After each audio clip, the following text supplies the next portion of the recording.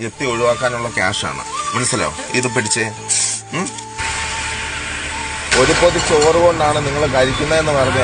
അത് ശരിയാണോ? നമുക്ക് അച്ഛൻ്റെ വീട്ടിലേക്ക് പോവാം. ജപ്തിയും വന്നോ? എന്നെ വിളിച്ചു പറഞ്ഞിട്ട് അവര് ബാങ്കുകാർ എന്നെ വിളിച്ചു പറഞ്ഞിട്ട് അവരൊന്നും അംഗീകരിച്ചില്ല. ഞങ്ങൾക്ക് വേലാതെ വന്നിട്ട് ആരും തിരിഞ്ഞു നോക്കാറില്ല. ഇത് മൊഹമ്മ എന്ന് പറയുന്ന സ്ഥലമാണ്. സ്വന്തം സൈക്കിള്, അതായത് ഈ പാവത്താൻ ഒരു സൈക്കിളെ പോയി മൊയ് വിറ്റോണ്ടിരിക്കുകയാണ്. ആ സൈക്കിൾ അവിടെ കൂട്ടി വെച്ചിട്ട് പിറ്റേ ദിവസം രാവിലെ ചെന്നപ്പോൾ ആ സൈക്കിൾ അവിടെ കാണുന്നില്ല. എന്തിനെങ്ങനെയുള്ളവരൊക്കെ ദ്രോഹിക്കുന്നത് നിങ്ങൾ? ഒരു സൈക്കിൾ കൊണ്ടുപോയിട്ട് എന്ത് സുഖം? ഇവരുടെ അന്നമാണ് ആ സൈക്കിള് പോയതിന്റെ പേരിൽ ബുദ്ധിമുട്ടിയത്. അതറിയോ? കുറെ കാലത്തേക്കുള്ള ഫുഡുകൾ വാങ്ങി തന്നിട്ടാ പോകും. ആർക്കും ഒരു ബുദ്ധിമുട്ടുണ്ടാകാൻ പാടില്ല. നിങ്ങൾക്ക് ഈ ക്യാഷ് ജപ്തി ഒഴിവാക്കാനുള്ള ക്യാഷാണ്, മനസ്സിലാവും? ഇത് പിടിച്ചേ. സന്തോഷമായോ?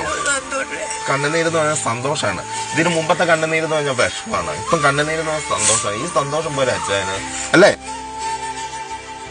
അപ്പുറത്തെ വീട്ടിലെ ചേച്ചിയുടെ സൈക്കിളുമായിട്ടല്ലേ പോകുന്നേ. ഇനി അങ്ങനെ ആ ചേച്ചിയുടെ സൈക്കിളൊന്നും മേടിച്ചോണ്ട് പോകണ്ട കേട്ടോ. പുതിയ സൈക്കിൾ തന്നിട്ടുണ്ട്. അച്ഛന് സ്കൂട്ടർ ഓടിക്കാൻ അറിയില്ല. ഞാൻ ചോദിച്ചിരുന്നു ആദ്യം. അപ്പൊ അപ്പച്ചൻ പറഞ്ഞു സ്കൂട്ടർ വേണ്ട, ഇനി സൈക്കിൾ മതി എന്ന് പറഞ്ഞു. അതുകൊണ്ടാണ് നമ്മൾ വരുമാന മാർഗമായിട്ട് ഒരു സൈക്കിൾ മേടിച്ചു കൊടുത്തിട്ടുണ്ട്. ഓക്കെ, ഇനി അടുത്ത വിശേഷങ്ങളുമായിട്ട് വരുന്നവരെ ബൈ ബൈ. അച്ഛൻ സ്കൂളിൽ ഞാൻ നിങ്ങളുടെ സ്വന്തം ജോലി